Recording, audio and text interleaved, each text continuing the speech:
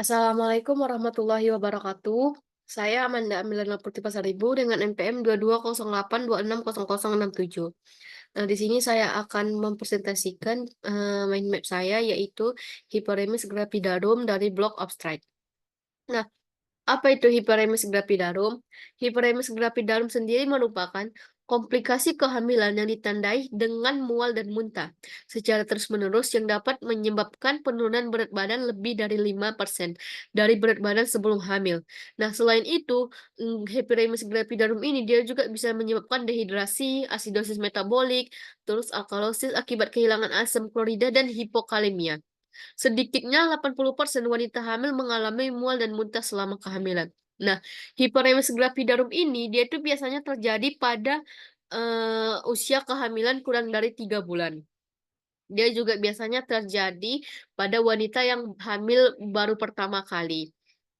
Nah, selanjutnya faktor yang mempengaruhi itu biasanya dia disebabkan oleh faktor hormonal.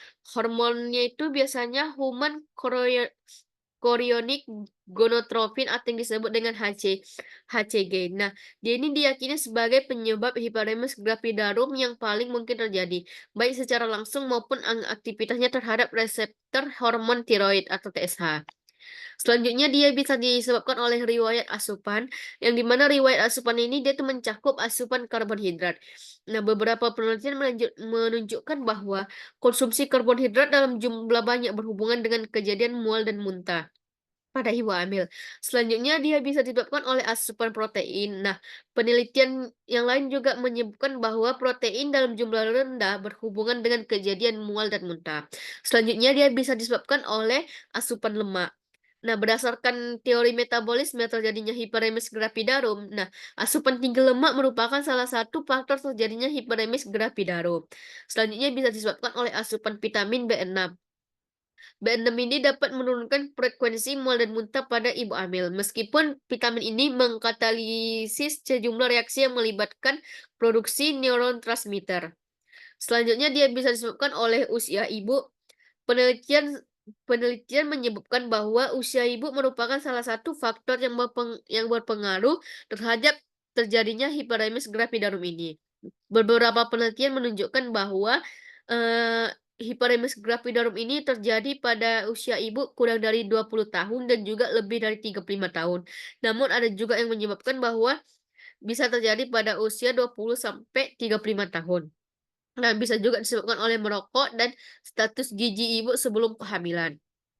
Nah, untuk klasifikasinya dia bisa dibedakan menjadi 3.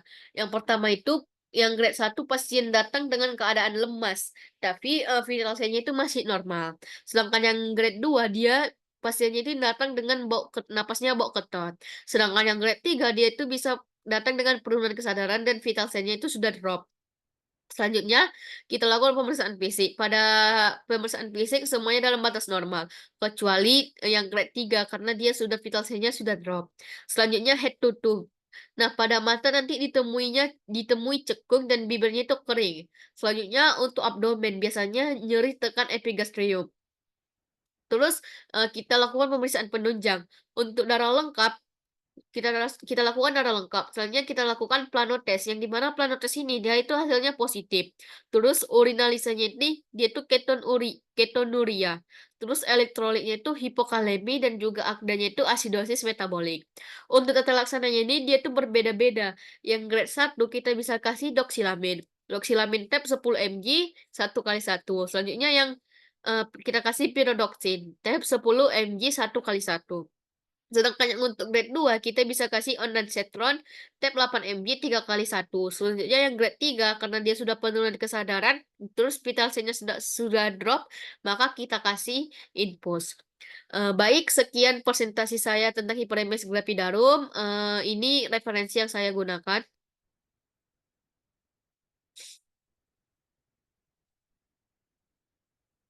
Baik, sekian presentasi dari saya. Salah dan jangannya saya mohon maaf. Kepada Allah saya mohon ampun. Billahi fisabilil haq, fastabiqul khairat. Assalamualaikum warahmatullahi wabarakatuh.